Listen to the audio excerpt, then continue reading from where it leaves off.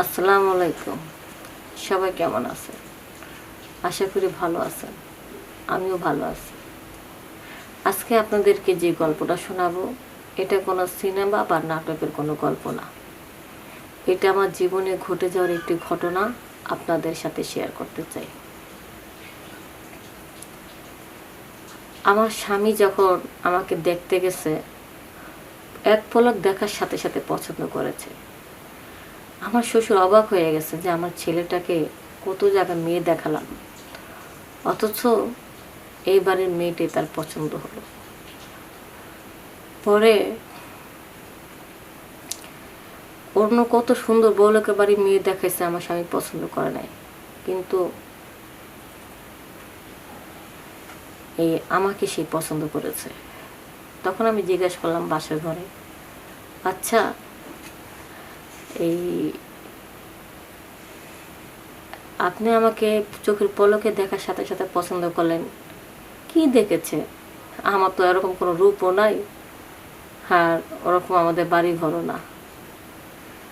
পরে আমাকে একটা জিনিস বুঝাইলো, রূপ দেখে যদি কেউ পছন্দ করে তাহলে তার রূপ যে কদিন থাকবে সেই কদিন ওই ছেলের ভালোবাসা থাকবে। যদি কেউ টাকা দেখা পছন্দ করে, তার টাকা যতদিন থাকবে ততদিন ভালোবাসা থাকবে। আর যদি কোনো নারী চরিত্র দেখা, ভদ্রতা দেখা পছন্দ করে, তাহলে ওই চরিত্র ভদ্রতা আজীবন থাকে। এটির কখনো বুড়ো হয় না, নষ্ট হয় না, যদি ইচ্ছা করে, যদি নষ্ট কেউ না করে। কীরকম দেখলেন? এই যে তোমাকে যখন দেখার জন্য সামনে বসেছে, তুমি আস্তে কইরা তোমার বোনের, ছোট বোনের কানে বলছিলা যে বর, যে পাত্র শুধু সেই দেখেন, এত মানুষ আসছেন, বাইরের লোক, এত মানুষের সামনে আমার বোন ফেস দেখাবে না। তারপরে আমরা যখন খাবারগুলো মজা খাওয়ার পরে, এগুলি খাবারগুলো খাওয়ার পরে যখন মজা পাচ্ছিলাম, হাতও চেটে খাচ্ছিলাম, তখন আমি একটা কথাই বলছিলাম যে মাঝে মধ্যে যেন এই বাড়িতে আসা পরে খুব ভালো স্বাদ হয়েছে, খাবার খাওয়ার জন্য আসবো। তখন তোমার বোন একটা কথাই বলছিল, এত মজা খাওয়ার, যে মজাদার রান্না করার যে লোকটা রান্না করে তাকে তো নিয়ে যাচ্ছেন, তখন সারা জীবন আপনারা এই মজার মজার রান্না খেতে পারবেন, আমরা খেতে পারবো না। তখন বুঝতে পেরেছি তুমি ভালো, খুব রাঁধুনীয়। যে মেয়ে সংসারে রান্না বান্না সব কাজ করতে পারে, যে মেয়ে ভদ্রতার সাথে চলে, যে মেয়ে বাড়ির পর পুরুষের সামনে বেশি একটা নিজেকে দেখাতে চায় না, সেই মেয়ে অন্তত ভদ্র ঘরের মেয়ে। একটা বড় লোকের ঘরের মেয়ে যে ভদ্র ঘরে হয় তা না, যার চরিত্র স্বভাব ভালো সেই ভদ্র ঘরের মেয়ে হয়। আর সেই ভদ্রতা দেখেই তোমাকে আমার ভালো লেগেছে, চোখের পলকে তোমাকে বিয়ে করার সিদ্ধান্ত নিলাম। আমি বললাম, ও আচ্ছা আচ্ছা। আসলে সত্যি কথা বলতে আমি কলেজে যাওয়া আসা করি, লেখাপড়া করি, কিন্তু আমার বাইরের ছেলেদের সামনে বেশি একটা আমার দরকারি ছাড়া বেশি প্রয়োজন মনে করি না সামনে জানি যে ফেসটা দেখানো। আর ফাও আড্ডা, ফোন চালানো, এগুলো আমার একদম পছন্দ না। আমি তো এরকম একটা ধার্মিক মেয়ে চেয়েছিলাম, যেটা আমি পেয়েছি মন মতন।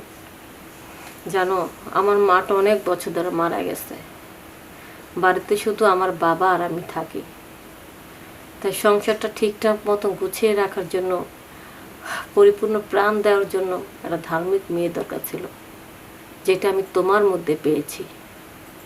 তো আমার স্বামীর বাসর ঘরেই তার সুন্দর কথাগুলো শোনার পরে আমার এত ভালো লেগেছে, বলার মতন না।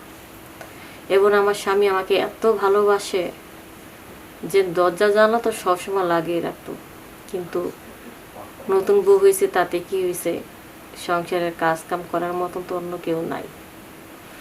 তাই আর কি, নতুন নতুন অবস্থায় নিজের সংসারটা নিজে রান্না বান্না করলাম। সকালে নাস্তা বানাইলাম, ভোরে উঠা গোসল টোসল করা, শ্বশুরের জন্য স্বামীর জন্য নাস্তা তৈরি করলাম, রান্না বান্না টাইম টু টাইম, পুরো বাড়ি ঘর পরিষ্কার করা, গুছগাছ করে অন্যরকম পরিপাটি করে রাখছে।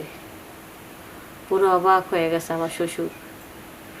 আমার ছেলে আমার স্বামীকে বলে, বাবা রে, তুই তো বউ আনস নাই, তুই ঘরের লোক খেয়ে এনেছস। আমার স্বামী খুশিয়া চোখের পানি ফেলা দিছে যে আসলে ঠিকই বলেছো বাবা, আমি বউ আনি না, আমি ঘরে লক্ষ্মী এনেছি। আমার মা মরে যাওয়ার পরে লক্ষ্মীটা চলে গেছিল গা, নতুন কইরা আবার আমার বউ হিসেবে আমার লক্ষ্মী এসেছে। তো যাই হোক, সবার ভালোবাসা, সবার মন আমি জয় করে নিলাম। দেখতে দেখতে কয়েকটা বছর কেটে গেল। স্বামী সংসার নিয়া, শ্বশুরকে নিয়ে সবাই সুন্দর আনন্দে দিন কাটাচ্ছে, আমাদের সুন্দরভাবে দিন কাটাচ্ছে। এখন এইভাবে বেশ কয়েকটা বছর যাওয়ার পরে আমার সন্তান আসলো। এখন সত্যি কথা বলবো কি, একসাথে 3টা যমক সন্তান হয়েছে। একটা মেয়ে, মানে একটা রাজকন্যা, 2টো রাজপুত্র। আমার শ্বশুর তো পারলে আমাকে মাথায় করে নাচায়, আমার স্বামী বলতেছে মাথায় করে আমার নাচতেছে, মানে খুশিতে আত্মহারা। এবং আমাকে আলাদাভাবে গিফট দিয়েছে, তাদের এত সুন্দর গিফট উপহার দেওয়ার পরে আমাকে আলাদাভাবে গিফট দিয়েছে যে আমার মনের দোয়া ভালোবাসা রইল, আমার সন্তানদেরকে তুমি আগলে রাখবা। পরে আমার স্বামী আমার খুব দোয়া করলো, আবার একটু বললো দুষ্টামি করা, প্রথম একবারে এক কষ্টে কিন্তু 3 সন্তান জন্ম দিয়েছো, তোমার আর বারবার কষ্ট করা লাগবে না। তো 3 সন্তান হওয়ার পরে আমরা আবার পদ্ধতি ব্যবস্থা নিয়ে একবারে করে দিলাম যে না, আমাদের বাচ্চা কাচ্চা না হয়, যেহেতু আমাদের যথেষ্ট, আর লাগবে না, আল্লাহ খুশি হয়ে দিছে। সুখের সংসারে কয় না, কারোর পরিপূর্ণভাবে সুখ দেয় না। বাবার ঘরে যাইয়া অনেক সুখ গেছিলাম, স্বামীর ঘরে আসলাম, সেখানে অনেক সুখ করতেছি। হঠাৎ করে দুঃখের সাগর নেমে আসলো। রোড অ্যাক্সিডেন্টে আমার স্বামীটা মারা গেল। পরে চিন্তা করলাম, এই মারা যাওয়ার পরে 6 মাস পরে মানে আমি খুব টেনশন, চিন্তা যে কি থেকে কি হয়ে গেল। এত সুখের সংসারের ভিতরে আমার শ্বশুরে কান্না করে, আমি কান্না করি, মন ভাঙ্গা তছনছ। আমার স্বামীর সংসারটা চালাইতো। শ্বশুরটা বয়স্ক হলো, তার আসলে শক্তি ছিল, নিজের ক্ষেত খামারে দেখাশোনা করতো, নিজের ক্ষেতে কাজকাম করতো, এভাবে সংসার চলতো। কিন্তু আমার তো বয়স অল্প।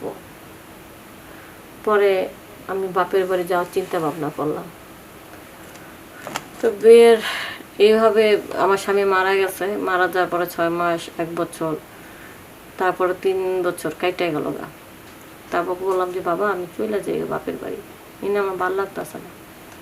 পরে একদিনকে আমার শ্বশুর বললো, বৌমা একটা কথা বলি, ফ্রিভাবে বলবো, তুমি কোনো মাইন্ড করবা না, জ্ঞান দিয়ে ভাববা। আমি বললাম কি বলেন। বৌমা, প্রত্যেকটা বাবা মা ইচ্ছা করলে তার মেয়েকে সারা জীবন বসা খাওয়াইতে পারে, কিন্তু তার স্বামীর ঘরে কেন দেয়? যেটা স্বামী দিতে পারবে সেটা বাপ মা দিতে পারবে না। তুমি তোমার 3টা বাচ্চা, হয়তো তোমার কাছ থেকে জোর করে বাচ্চা আমি রাখতে পারো, আমাদের বাড়ির বাচ্চা কাচ্চা এখানে থাকবে, কিন্তু তোমার তো একটা মনের চাহিদা আছে। তুমি এভাবে কষ্ট করে কতদিন থাকবা? তুমি যদি একটা বিয়ে শাদী বসো, নিজে সুখ পাবা, কিন্তু একজনের বাচ্চা আরেকজনে মেনে নেবে না। আমার এই সুখের সংসারটা আমি আর কয়েকদিন বাঁচবো। তাই বলছিলাম কি বৌমা, মানুষের জীবনে আর কত বছর বাচ্চা থাকবো, যে কটা বছর আছো, মাঝে মধ্যে না হয়, আমার ছেলে তো আর এখন নাই, আমি তোমার সুখ দেওয়া যাইতাম, মানে সন্তানের কথা চিন্তা করে বলতেছে যে তুমি যাইও না, আজকে বাপের বাড়ি যাবা, কালকে এই প্রস্তাব দিব, এই প্রস্তাব দিব, একদিন তোমার মনটা নষ্ট হয়ে যাবো, কিন্তু আমার নায়নাত করে কষ্ট হইব।